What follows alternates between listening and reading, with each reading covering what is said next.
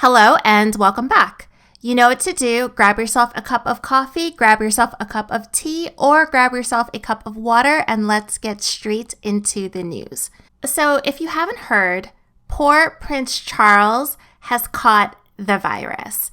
I'm not sure if I can say the full name of the virus because YouTube has been removing some videos that mention it. So for now, we'll just call it the virus. You know what I'm talking about. Anyway, it seems as though Prince Charles has mild symptoms and is expected to make a full recovery, and I do wish him all the best. I did want to take a little bit of time to talk about how Prince Charles is funding Harry and Meghan, and why Harry and Meghan may have tried to manipulate Prince Charles a little bit emotionally in order to have him continue to support them financially for the longer term. So first, let's touch a bit on how Prince Charles funds Harry and Meghan currently. This is what was happening before Megxit. And I'm not going to get into all of the fine details because I'm sure it will bore you to death. But if you are interested in an in-depth look at Prince Charles and the Duchy of Cornwall, there is an excellent documentary on that, and I will link it below. Okay, so here are the fast facts.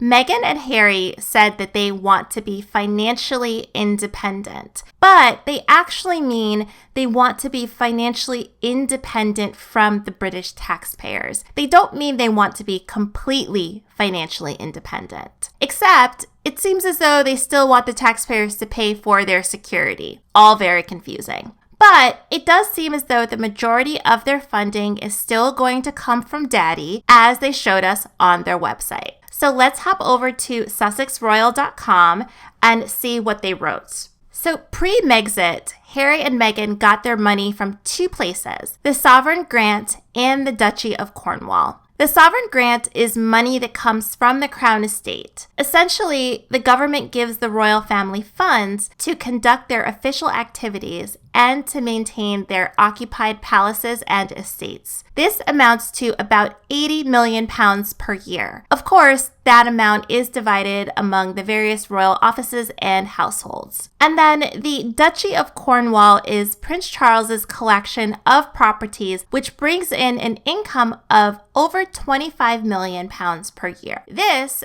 as Harry and Meghan have said, accounts for 95% of their income. Harry and Meghan are still going to be receiving money from Prince Charles after they are no longer working royals.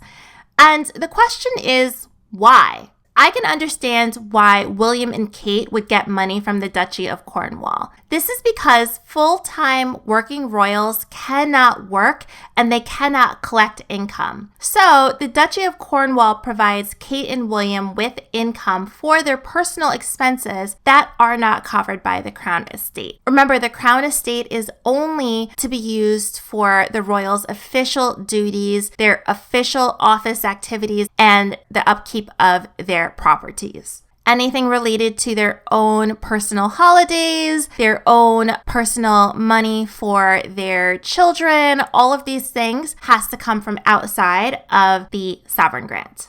But as Harry and Meghan have told us over and over and over, they want to be financially independent. And since they are not working royals anymore and they can make their own money, Charles really should not need to support them. But at this point, it does seem likely that Charles will pay for a portion or all of Harry and Meghan's security costs, and he will probably supplement whatever money they may or may not make in the future. Remember, Harry and Meghan's security costs could balloon to up to $20 million per year. Here's what I think. Have you noticed that recently, I'd say within the last year, Harry has been talking a lot more about his mother's death and how it affected him. It seems as though he has been talking about that all of the time. And I completely understand that it was a life-changing event for him, and it's normal that he would still have feelings surrounding it. But the way that he talks about it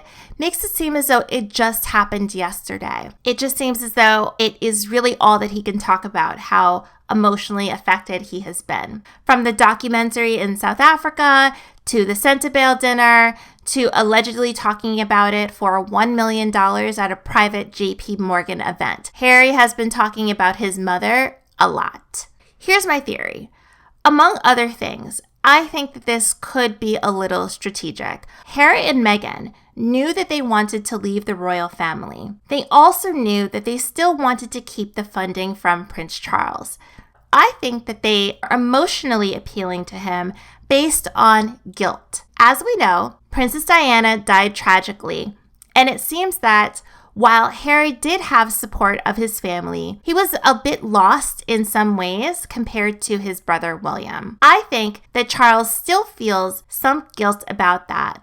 And I think that in general, the royal family does handle Harry a little gingerly, meaning that Harry can have outbursts, Harry can mess up, and he will still be protected by his father and grandmother. I think they know that he is fragile emotionally, and I think that Harry and Meghan have been drumming this up a lot. A guilt trip of epic proportions, if you will. I think that Meghan was expecting to be able to do whatever she wanted. I think that she was expecting to receive a lot of praise. And I think that finally, the British royal family put their foot down. So then we saw all of their tantrums, we saw the website updates, and we saw all of this lashing out. But still, it seems as though Charles is willing to give Harry and Meghan what they want for now. I do think that Prince Charles loves his son very much and wants the best for him. I think that he's probably worried about him. And so because of those reasons and the compounded guilt, I do think that Prince Charles will continue to support Prince Harry in some way, in some form, into the future. Let me know your thoughts in the comments below, and I will see you in the next video.